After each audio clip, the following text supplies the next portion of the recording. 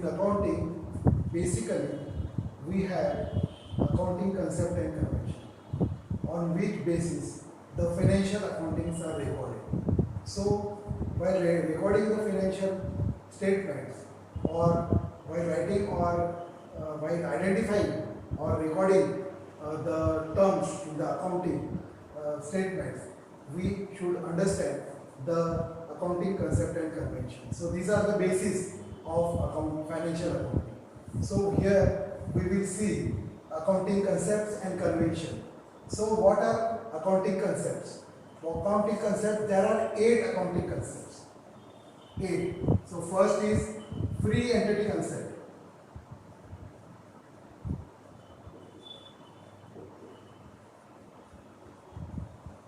You can say free entity concept or you can say separate entity concept. So what does it mean? Separate entity concept means the business and businessman, they are different from each other. Here the businessman invest the capital in the business to get profit from out of that business, and it is the obligation or the duty of the business to pay the profit or whatever the investment is done by the businessman. In anticipation to that, the business has to pay the profit to the businessman. So here 2 things are identified: business and businessman, they are separated from each other. So free entity concept is there. The second one is dual aspect concept.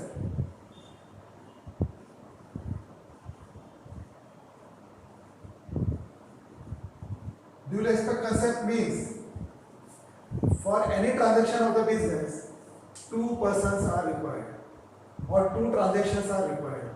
One is the giver and the other is the taker. So seller and purchaser, there should be 2 persons. So there cannot be any transaction when the 2 persons are not there. So here the dual aspect, minimum 2 persons are required to do any kind of transaction. The third concept is going concern concept.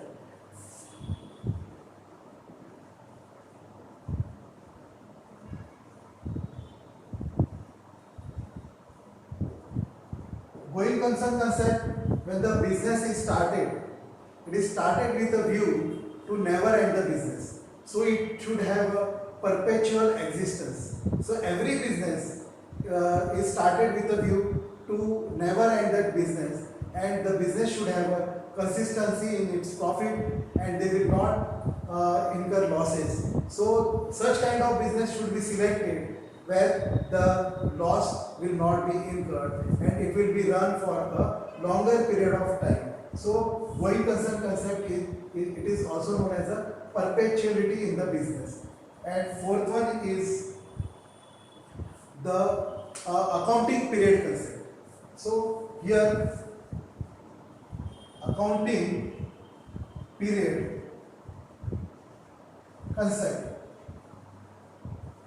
means every business will have some limited accounting period. It cannot be written for longer number of years. So it will be very difficult to find out the profit of that business.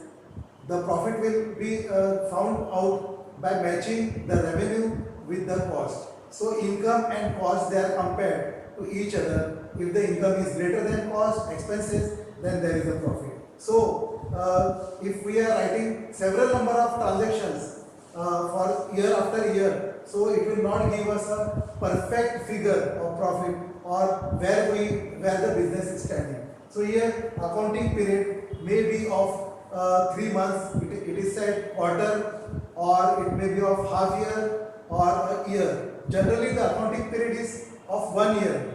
So it starts from 1st April and ends on 31st March. It may start on 1st June, 1st July, and it may end on the 31st June, 30th June. So there are different accounting periods. It may be half yearly, quarterly, or yearly. So accounting period concept is very important. Next is, fifth one is periodic matching. Periodic matching. Periodic matching means after accounting period concept, we have to match the previous year target with this current year target and projected year target.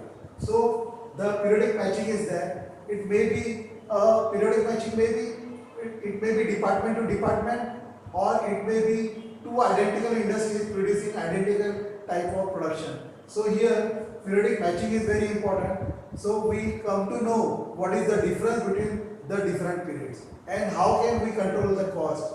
So periodic matching is very important to find out the growth in turnover or profit. Next is sixth is money measurement concept.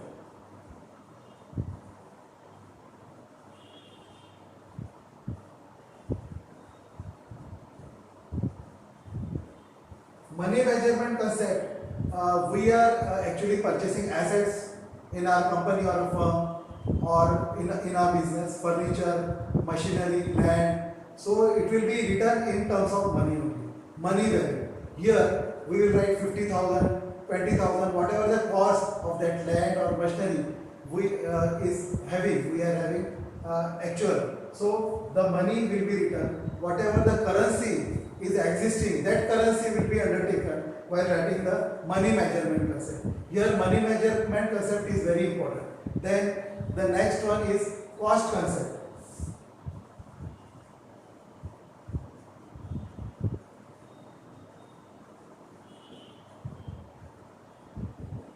Here cost concept means the cost is compared with all the revenues, and we can say the income which is compared with the cost, then only we will find out the profit or loss in the business. So here we, of course, we compare our cost or expenses with our revenue or income. So cost concept is very important. So we have to find out the cost of each item or each article, what we have incurred in the business. And then the last one is, it is called verifiable objective evidence concept. It is called verifiable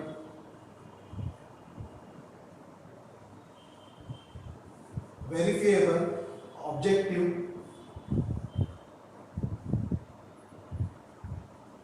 or we can say evidence concept.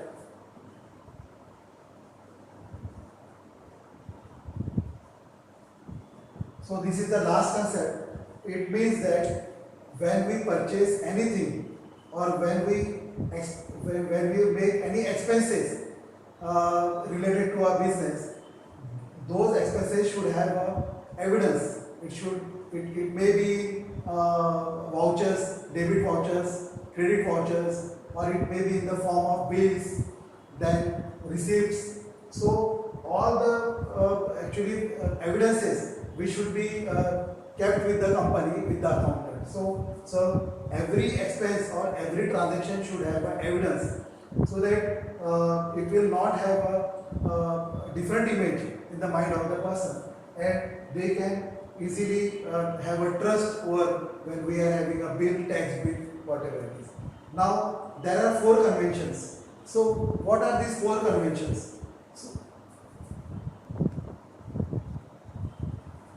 There are 4 conventions I have written here. So what are the 4 conventions? First convention is called full disclosure.